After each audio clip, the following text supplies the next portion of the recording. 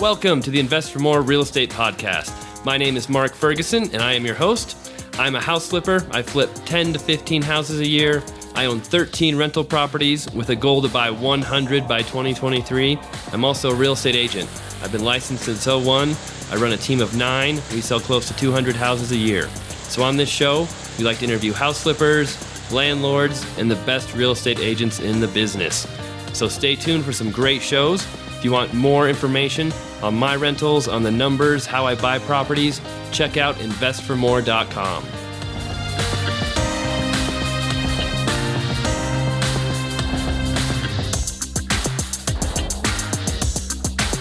Hey everyone, it's Mark Ferguson with InvestFourMore. Welcome to another episode of the InvestFourMore Real Estate Podcast. I have a really exciting guest on today. Really excited to talk to him, learn how he got to where he is now and what he's up to. Nathan Brooks with Bridge Equity is flipping 60 to 70 houses a year.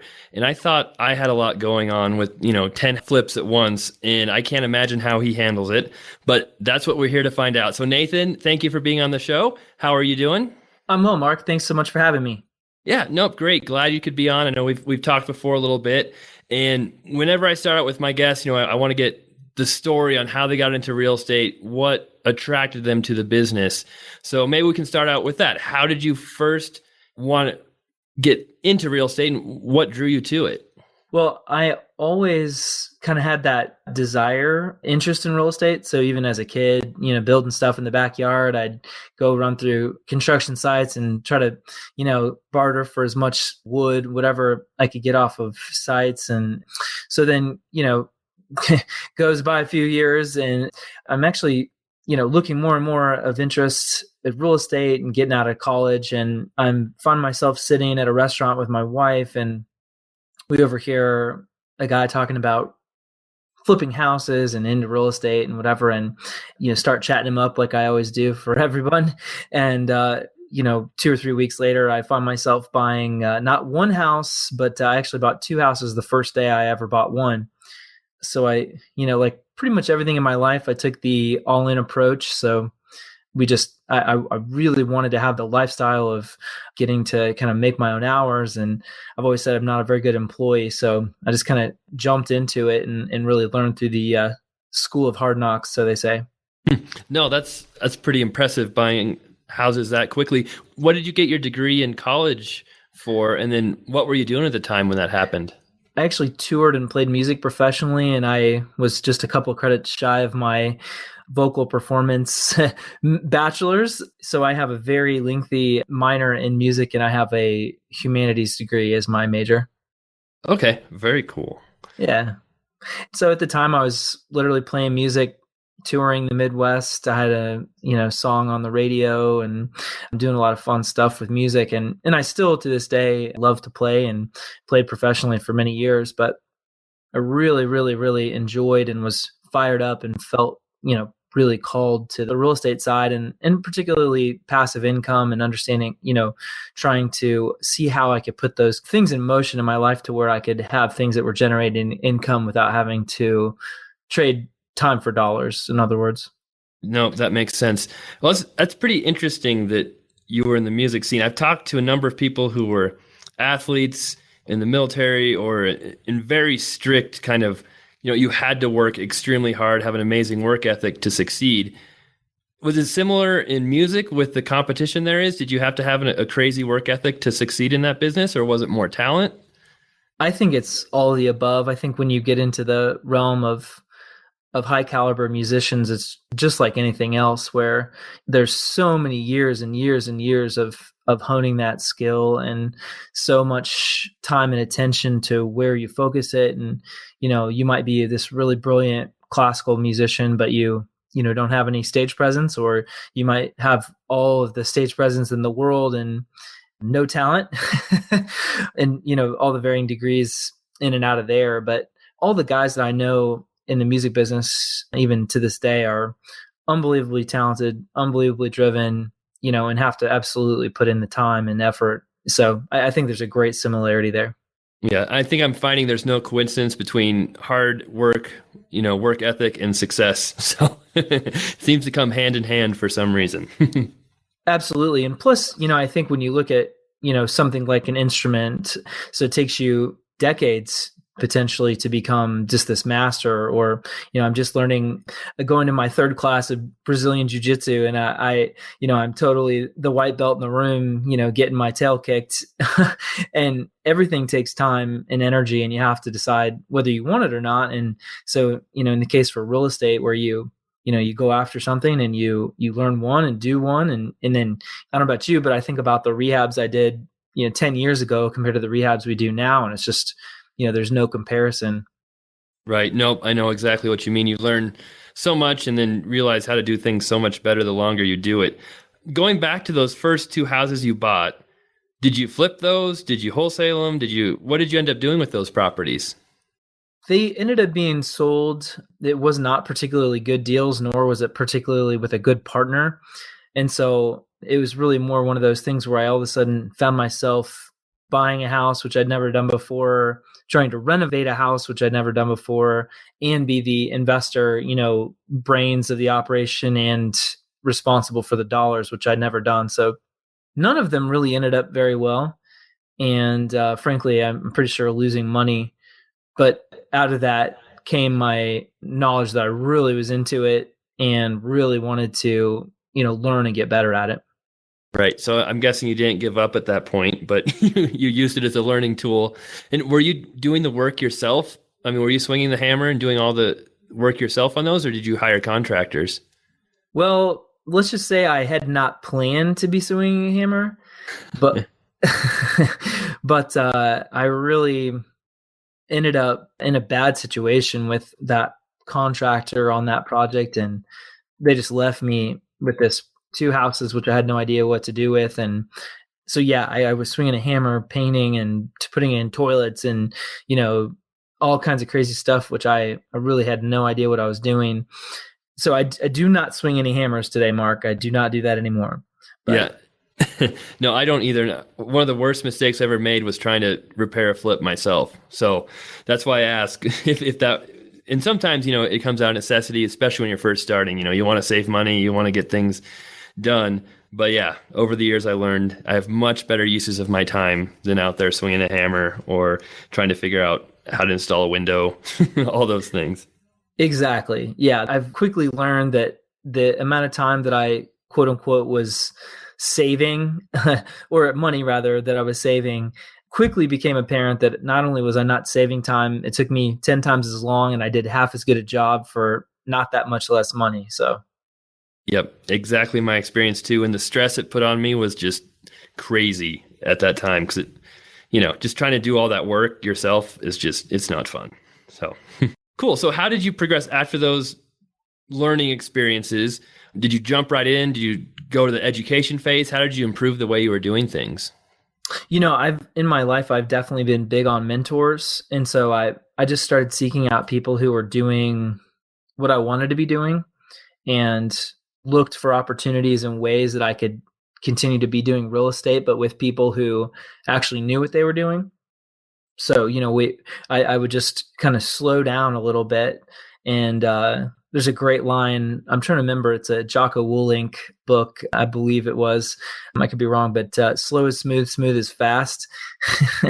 And I love that idea. And the more I think about it now in my business, even where, we're flipping a large number of houses at one time, where I go back and look and think, okay, well, we finally slowed down and we were able to understand and maximize this one thing, and therefore we could take all those little one things and put them together, which become much larger impact on your business and your time. That makes sense. Yep. I completely agree. And focus too, just kind of focusing on your tasks at hand and not getting ahead of yourself has been, it's tough sometimes, but that really helps me out as well. Well, I think that's exactly right. And I think one of the things I do spend a lot of time on is trying to think about, what am I spending my time on? And should I be spending my time on this? And if I shouldn't be, who should be? And how do I train them to do something that they'll be fulfilling for them and that they can do and execute what, I need in that situation too. Right. Yep. And as entrepreneurs, it seems like every time I hire someone or I teach someone how to do tasks I don't need to be doing, I fill up my time with more tasks, and it's a constant struggle. So. Yeah, I totally feel that. I love the opportunity to think about it. And I think if we're not thinking about it as entrepreneurs and business owners, we're really missing on the opportunity to make better decisions, hire better people, have better and bigger problems. And if you're not doing that, then you're solving problems that probably other people on your team or your spouse or your friend or your business partner or whatever could be solving, and really continually trying to eliminate and not add to the things that you're doing. Right. Yep. Nope. I'm constantly doing that, and I find myself getting too busy sometimes and just stepping back and saying, what am I doing? Do I need to be doing all this? Is it accomplishing anything? And most of the time, there's someone else who can do it, and they'll probably do it better than me because they're not scatterbrained and they can focus on it. So, yep. Very cool. So you found a mentor or mentors, started really thinking about the business, slowing down things. How did you just slowly build your business over time to get to a point where you're at now? Were there major breakthroughs? How did you get to a point where you're doing so many deals a year? Well, I think, really the impetus started to be kind of my desire to not be working in anything else where I didn't have full control, at least over my own destiny, if you will. So I found myself at the time working through Christmas at the largest United Methodist church in the U.S. as a worship leader and flipping 7 houses during Christmas, which is not a good idea. And so I was like, all right, that's it. So my wife and I, we really, really spent a lot of time thinking about this and saying, all right. So I had quit my job there and so kind of began doing them myself. And during this time, I really started getting a little more attention on my business and some different people interested in partnering. And so I did some partner deals, which helped further fund more deals, and eventually ran across my partner to this day. And, we all of a sudden went from doing, just a couple to, I think at the moment, there's probably a few that have ticked off the list and a few that have ticked on, but I think we have something like 20 active, renovations right now. Wow, that's incredible. How big of a team do you have to manage that? So, with that 20, let's say there's just in the demo phase, there's 3 or 4 or 5 that are like square in the middle, actually probably more like 7 or 8 square in the middle of a rehab. And then a couple that are, 95% to the finish line. So I have my business partner, myself, and then I have a couple of GC type people and 1 or 2 main guys that run most of the rehabs. And then I have a director of operations on my team who's full-time. And I have a property manager full-time on my staff. And then I also have a transaction coordinator who is kind of by contract, but we're actually getting ready to hire 2 new people as well. So currently two full-time staff and then 1 part-time. No, that's awesome. And one reason I ask is because my biggest struggle when I'm flipping a lot of houses at once is finding the contractors, keeping them in budget, keeping them working. And it seems to be a constant struggle and a lot of turnover. Do you run into those problems as well? Are you using a lot of general account contractors, like you said, or do you also have a lot of subs that you're using? How have you structured that? We've had the same problems, and I do think that that's kind of a normal thing that we struggle with. I will say that there's a couple of guys, 2 in particular, who we've kind of gone back and back and back with, who understand our process and also, having a good line of communication. And, at that kind of scale, it's really not necessarily about that one specific person is a GC. I think at that point it becomes more about their ability to handle operations. So, did you start with an actual budget that made sense? Did you start with a budget that person actually built a little buffer into it? Because, I'd rather have the peace of mind with a budget that I know the guy's making some money and he has a little buffer built in than one that's so tight that every little thing they're going to come back and try to nickel and dime me on it. So, there's some trust built with those contractors to say, you had your budget, We had our time to walk the property. You understood what the scope was because we did this house and this house and this house and this house together. And, both of these guys, we've done dozens and dozens of houses together. And so, we've already picked out the paint color.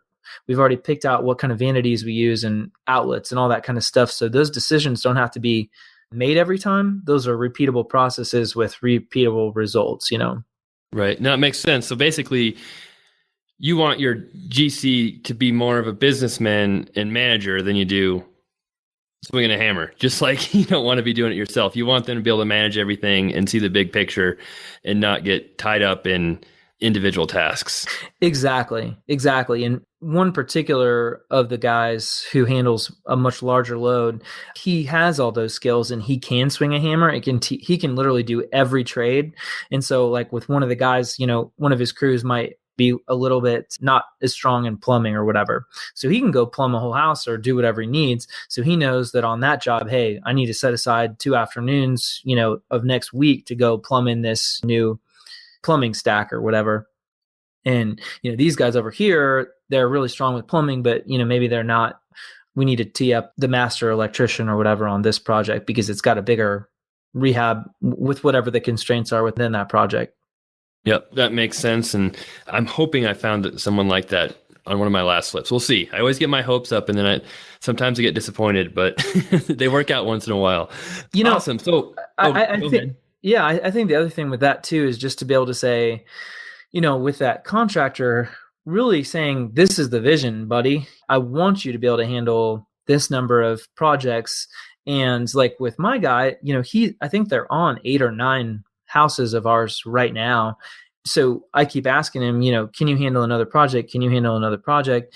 And they say yes. And so are we able to also supply the continued demand? So he's looking at it saying, well, if I have 20 guys or 25 guys I'm responsible to put on job sites every week, are you going to have enough work for me that next week I'm not sending all these guys home with no paychecks?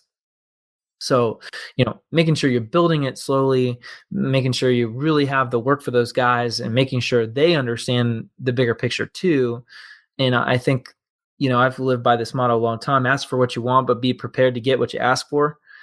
So if that's what you want to do 5 flips at a time, then, you better go get those deals and be ready to buy them, be ready to rehab them, and be ready to have, a little reserve for everything that always goes wrong. So.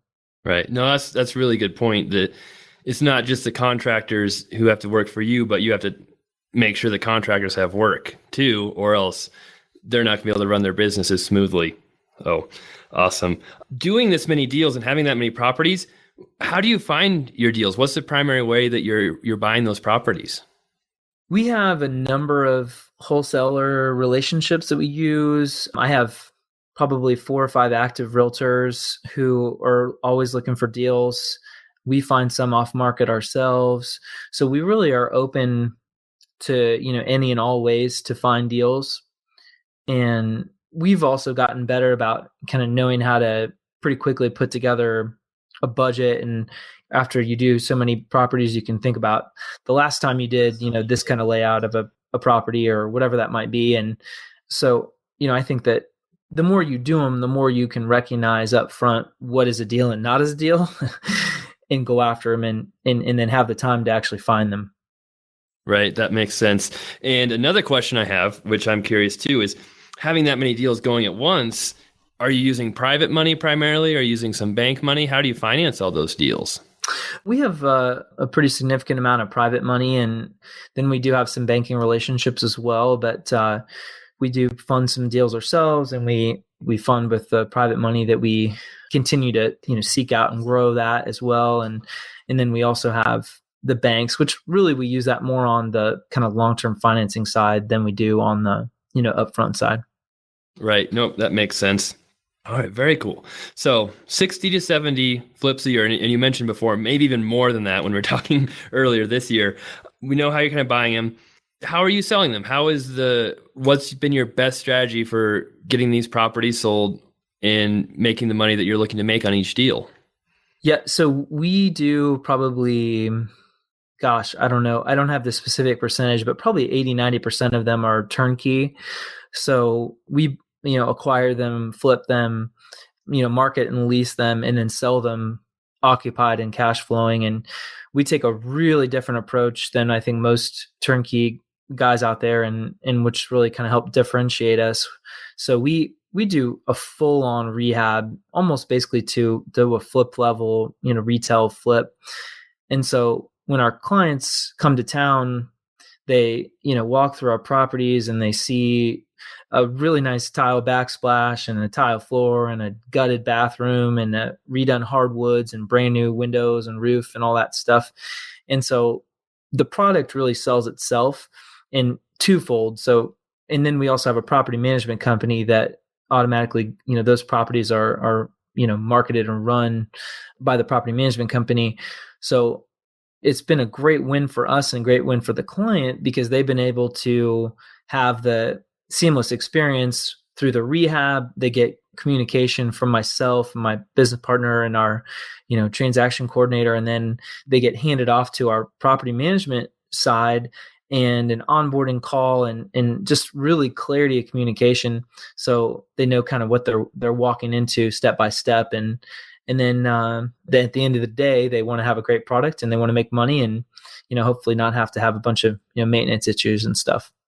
Right. That makes sense. And I've talked to a lot of different turnkey companies, some good, and I've heard some really horror stories about other ones that, like you said, kind of putting lipstick on a pig. They aren't really rehabbing the properties. They're kind of making them look nice and they may not last very long. Yeah. I like to sleep at night, and I know that each time I've walked properties with clients that were come to town or whatever, and we spend that time together and talk about the way we rehab and talk about our approach. And I'm not going to say we don't have things that come up on our inspection reports and those kind of things. And so when we have those happen, we internally look at that, problem and say, okay, well, we keep getting dinged on this thing. So, let's actually incorporate running the main sewer line every single time, before we sell the house, or, windows or whatever that is, insulation in an attic. So it's really simple to handle on the front end of a rehab. And it's really kind of a pain when you have an occupied leased, property. Right.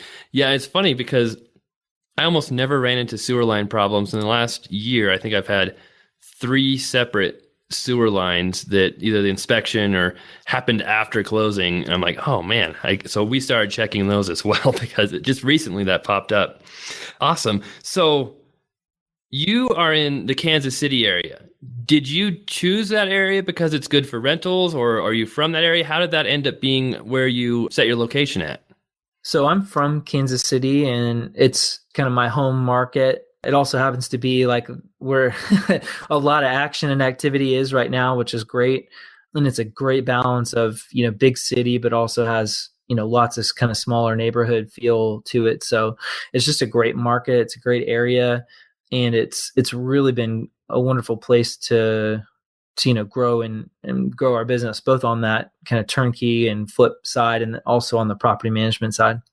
Nice. And what's your typical turnkey deal look like? What price range are you looking at? What do the rents tend to be? I know, they can range greatly from the $30,000 properties in Ohio to, a couple $100,000 properties in other parts of the country. Yeah, no, that's a great question. So our typical turnkey deal is usually between, say, 85,000 and say 130, 140,000. And, that's in a great neighborhood, usually say as low as we go as a C- to a solid A property, and anywhere from, a 1.2, 1.3 rent multiplier to on the upper end, it's, right about a 1. So, 1,200 rent, $120,000 property. Okay, great. And those are fully rehabbed with renters in them already, which is pretty good numbers compared to what most areas of the country are seeing right now. Yeah, it really is. And I think that the interesting thing has been kind of looking at our competition, or, looking at how we want to show up and being able to say, not only to the tenant, too. I mean, what tenant's not going to want to stay in a property that's just totally blinged out and has awesome space to live in, and it's really safe. And one of the things we talk about from a property management and a turnkey is, safe functional housing. So, we have two clients. We have a tenant and we have an owner. And if the tenant's happy, they're going to stay. And if the tenant's staying, then the owner's getting paid and they're happy. So, it really is, hitting a win on both sides of that. Right. No, that's awesome. And in Colorado, I used to be able to buy properties, 80,000, 130,000, rehab them, rent them from like 12 to 1,500. And I thought those were great deals. And those properties have close to doubled in price now in the last 4 years. So rents have not kept up with the prices. So I've completely stopped buying rentals here because our market's so crazy. So it doesn't sound like have you seen market increase at all in Kansas City, or has it been pretty stable? I would say we're definitely getting some increases. And by the way, I have a couple of buddies in that market there. And it is crazy what you guys are seeing. I remember somebody sent me a flip deal that was like a 480 buy and a 200 rehab and a $800,000, ARV or whatever. And not to say that those deals aren't here, because there is a market for that, but I can't remember what your gross or your median sales price is over there, but it is definitely a lot higher than it is here in KC. Yeah, I think, I'm in north of Denver, so it's a lot lower where I'm at, but we're at about 250 for our median sales price. And in 2011, 2012, we were at 120. Wow. So, yeah. And Denver's done the same thing, except it's higher. They started higher and they're even higher. Are they over 400 now? They're close to it, I think, for a median price. That's wild. Well, I will say, we are definitely seeing some increase in the pricing, and honestly, not just an increase in the pricing as far as on the buy side of properties, but also just a decline in inventory too, just in finding deals too. So. Right. Yep. And there's almost no inventory here. That's what's been driving us up and up and up. But I don't think it can go up forever, but for the time being, it's been pretty crazy. Very cool. So kind of changing subjects, turning stuff around here. I know one thing you really like to talk about. I'm curious to hear, your theories on this is kind of what you call lifestyle design. And we've talked about how you've built this business and growing it. What's your ultimate goal out of life? I mean, what are you looking to do? I'm curious to hear. Well, that's a big question. From kind of a low level part of that question, really just enjoying life and appreciating how small and infinitesimal the lifespan is of what the bigger picture and life moving forward. And that's kind of maybe a very deep way to approach their question, but really appreciating life, appreciating, my family, my wife and my kids, and appreciating the little things and taking the time with your folks or your family and your friends and do a barbecue and have an awesome bottle of wine. And, within the lifestyle design, idea, I think obviously there's certain needs we have. So it's, food and shelter and water and then, it goes from there. And we're then asking bigger questions like, can I travel and take my family to go do something? Or what kind of experience do I want to have? And so for me, it was, how do I first cover my, monthly nut of what, costs me to live? And I don't have to live extravagantly. I don't have to buy the biggest house. I want to just live well and enjoy that. And I want to go out to eat and I want to buy good wine. And, we love Florida. So we want to go to Florida, as often as possible. And then, how do we stay for, say 2 or 3 weeks instead of 3 or 4 days? And so, those are the kind of questions where I love to have, shall we say, a big problem, which is, how can I live in Florida for 2 or 3, 4 weeks or 3 months and be able to still have a business that operates. So. No, that's awesome. I don't know if you know Chad Carson or not. He's, been on Bigger Pockets and has his own site. And I interviewed him a couple months ago, and he is moving to, I think it's Argentina for a year. So that was his kind of big goal in trying to see if his business could run without him while he's in another country, basically for a year. So I was impressed by that. That's amazing. And I love that idea. And my kids, we're also homeschooling our kids, for many reasons. And my wife is a very talented, teacher with multiple degrees and stays home with our kiddos now. But, we want to be able to go to Europe for 3 months if we want to, or Airbnb all the way across, Central or South America or whatever, and just do it. And that to me is the, quintessential lifestyle design, idea question. Right. No, that's awesome. And the real reason I wanted to ask you that question too is because you just bought a pretty cool car, and I happen to be a car guy. So you got a Porsche 911. I'm curious, was that kind of a goal of yours for a really long time that helped motivate you, or was it just something that popped up? How did that happen? Yes, so I definitely share and appreciated since you've gotten yours as well, and I love seeing the pictures and you talk about it. For me, I saw a movie way back in the day. I believe it's called Flight of the Condor, and there were these, one, I think it was mid 80s maybe, or early 90s. So it had the kind of the boxy Porsche 911 with a big giant fin on the back, and so there's 5 black ones and 1 white one, the black representing the bad guys and the 1 white one being the good guy. And I remember ever since that day I was just totally in love and enamored with the Porsche car style, sound, everything. So I always told myself I would never drive one until I could buy one.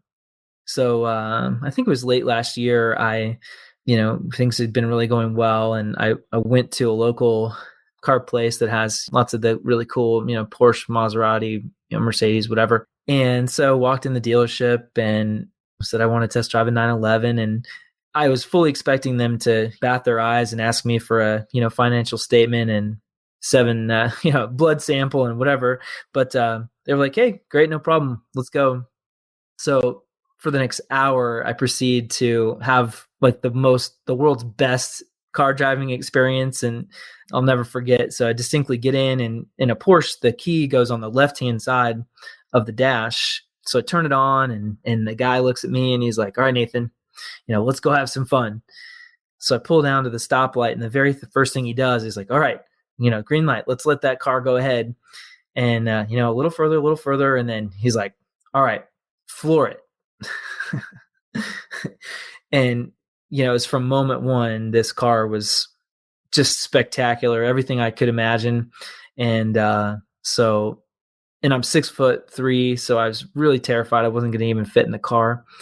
And so, not that short of a story, I 6 or 8 weeks later saw one that was an incredible deal. And actually, driving out of town, I make a phone call to the dealer. I put a deposit down, never having seen it, touched it, driven it, or anything, and spent all weekend blabbing at my wife about how I was bummed that I couldn't drive this car until Monday when I got back. That's awesome. And yeah, did that car motivate you at all in business? Did you think about it kind of like, did you set any goals for it, or was it just something that you kind of in the back of your head, some point I'll get that? I definitely set goals for it. And I wasn't just going to go buy it and then put myself or my family at risk. And so it's definitely one of those things that, one of the goals was getting my wife home from work and being able to stay with our kids. And, one of the goals was a certain amount of money in, passive rental income. And I know which is a big thing for you. And I read the article with the, 10,000, 10,000, 10,000. And, we have similar things where we really have goals, whether it's, our property management company or our rental income and flip income and those sort of things where, the car was really one of those things that it just, if you're going to work that hard and you really want to say, I'm just going after this, then I put that thing up there and said, all right, we're going to make this happen. And part of that is going to be able to not be an 80-year-old man going out there and getting your car, which if you're 80 and you're getting it, then good for you. So I have not to take away anything from that, but I wanted to be, enjoying it in my prime. And I have all these amazing memories already with my kids in the car. And so it's really been a special thing. No, that's awesome. And I asked that question because it was the same for me, where I'd always wanted a Lamborghini when I was younger, and I kind of lost that dream or that goal going through college and life, just thinking, oh man, that's just not for me. That's for other people who are rich. And I think once I got that goal back and I started to realize maybe I could someday have it, it just became such a motivating factor that it really did help my business. It helped me achieve more by having that kind of vision, that dream of, man, if I can really do this. And the more believable it came, the faster things happened. And it was a pretty amazing thing when I got it. I never saw my car. I never drove it. I never, looked at it before I bought it. And it was actually in Seattle and I was in Colorado. So when it showed up, it was Father's Day and I was at my parents' house and I got a text message from the driver saying, "Oh, I just arrived and I thought I was going to be here like 3 hours later."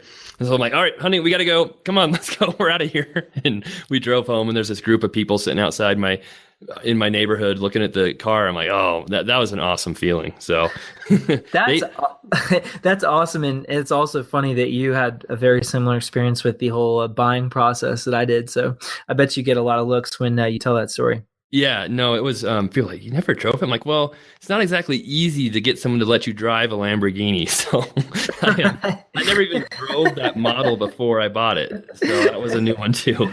That's so funny. Well, and that's the same thing. I think when you go back and look at it, and it's not really necessarily about the money anymore.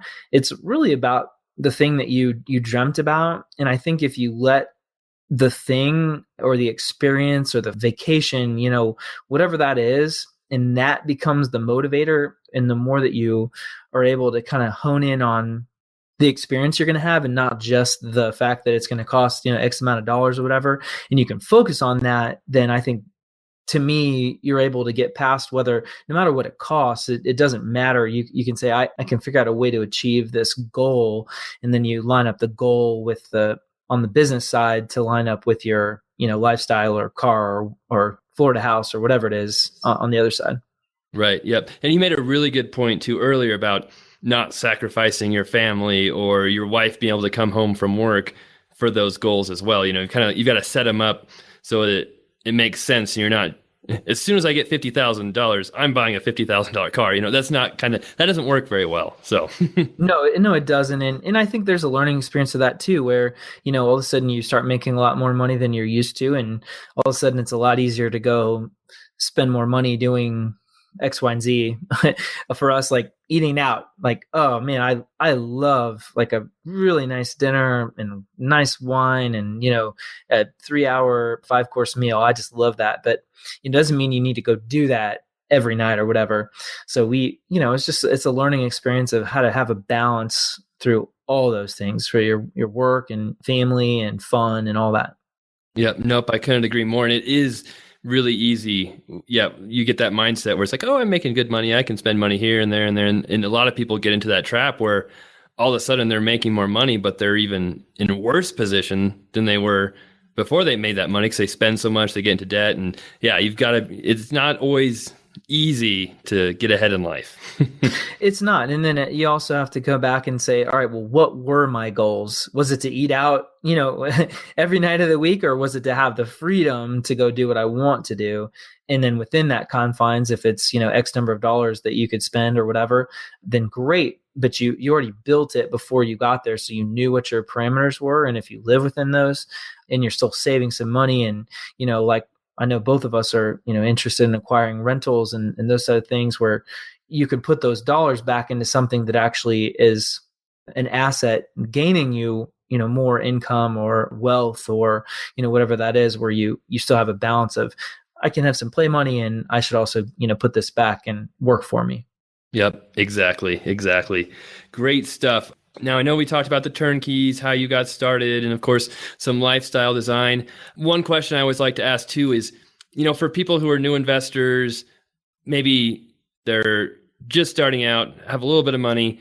Do you have any advice for them on, how to get started investing in real estate? Is there a certain side of real estate they should look at, or is there a certain tip? You just have one thing to let them know before they get going.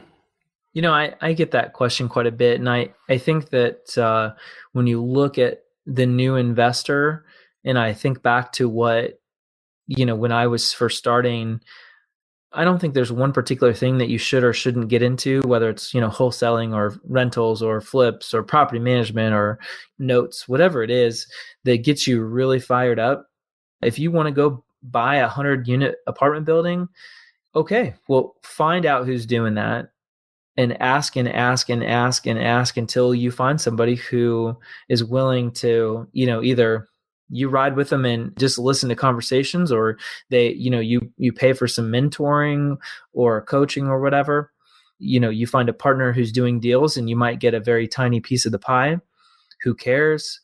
So I think at the end of the day, you have to decide if you really want it. And if you want it that bad, what are you going to do to go get it? And so, if it's interning for a summer with an investor and you make $0 and 0 deals but you get to experience a wealth of information and time or whatever it is. And then, now you have some context for what questions you're going to ask. And I know for me, as the more deals I've done, the more prepared I am for the questions that the guys with money have to ask you, like, what is your exit strategy and how are you going to fund it? And, you're asking me to put money in, but what are you going to do? What are you going to bring? What money do you have to support this project? So, if you're new, you have to start listening, hone those listening skills to what the guys who you're talking to are asking you. Go to the local investor meetups and just really put your time and energy and learning into whatever that side of real estate that really gets you fired up, because that's where you're going to actually spend the time. That's where you're going to actually do the work. And that's where you kind of line up the most opportunity for success, I think. Right. No, that's great advice. And I couldn't agree more with finding people who've been successful already takes so much time off the learning curve. And I kind of got stuck when I was a real estate agent when I first started back in 2001, 2002. And I tried to do it all myself. I tried to do everything without listening to anybody. And in the end, I realized, it's so dumb to just try and let my ego drive things and say, oh, I did it all on my own. I mean, what's the point of that when you can get there so much faster if you get a little bit of help and just take so much time off the whole process? Well, and that's totally accurate. And it's not like we're still not going to screw up a bunch of stuff. Right. So you're still going to screw up, and I still make mistakes, and I still have rehabs that go over budget, and I still have problems on rental houses, and I still have vacant units with a tenant I had to evict, no matter how badly or hard you try not to have that. So I think that there's as much of a mindset and as much of a determination and a gut check that you'd have to have. And I was just listening to a Timothy Ferriss podcast. I can't remember the climber's name. I think it's Alex Arnold or something like that. And Honnold. And he, is this brilliant rock climber.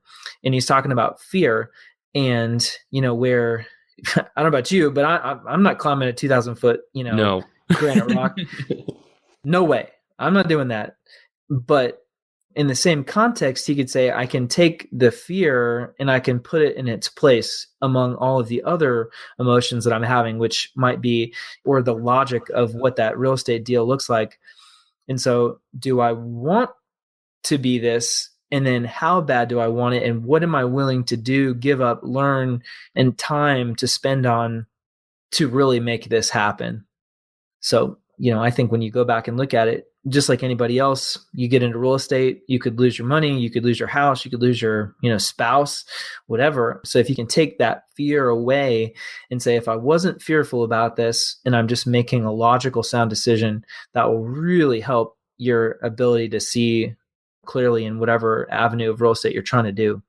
Right. No, that's awesome. And I always like to say, hope for the best, but plan for the worst. And usually the worst doesn't happen, but so many people get hung up on the absolute worst case scenario and they don't realize how great things could be. Even if things don't go perfect, a lot of times it'll work out in the end. Yeah, it will. And the other thing I think is funny is when you think about like perfect, when I think about how many real estate deals we do and how many flips we do or whatever. And I mean, I can't tell you one project that went exactly as planned. None of them. Right. Ever. So if you're not a person who can't say, okay, what's the problem? Okay, cool. Well, here's, one way and one way and one way, or who do I call for this problem? So you don't know how to lay out a bathroom? Well, call your contractor. That's a skill for me. So, I don't have to call on that, but I might have to call on a new way to structure a big giant apartment complex deal. Well, guess what? I've talked to those guys. I have friends in the business who do that. So as you learn, it opens up more questions that you don't know, but you know who then to ask. And I think that, just like anything, what we talked about learning an instrument or, Brazilian jiu-jitsu or a rock climber, these guys did not just become world-class overnight. They had to practice and fail and practice and fail and get better. Yep. No, exactly. And it's kind of easy to look up in awe at some people who are awesome at different things. But like you said, they were not awesome their entire life. They stumbled and they tripped and they fell, but they kept getting back up and didn't give up. Exactly. Well, Nathan, I know we're getting short on time here. Awesome job on the podcast. I love talking to you about how you've built your business, your turnkey model. What's the best way for people to get a hold of you if they want to talk to you about turnkeys or anything else that's going on?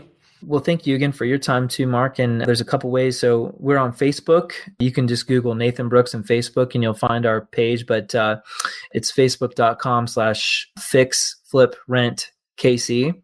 Or you can check out our website, which is really not much of just a shell right now, but it's undergoing its kind of 2.0 version right now, which is bridgeequity.com. It's just one E. So bridgeequity.com. Awesome. And then, I'll provide links in the write-up for this podcast as well on my site. And thank you so much. I really appreciate being on the show. And I like your car. It's a good choice. I have a Porsche 928. It's an 86, so it's an older one. But still a sweet car, though. Yep, I love that car. And it's funny because that one, the key is on the right side of the steering wheel. It's not on the left. So is it's just, really? Yeah. Nope. It's a little different. So, That's well, awesome. It's a lot different. It's a front engine V8, which is completely different, but it's a fun car though still. Fun nonetheless. I love it. Yep. Cool. Well, thank you so much, Nathan. I'm sure we'll be in touch. And have a great rest of your week. Thank you, Mark. You too, man. All right. Take care.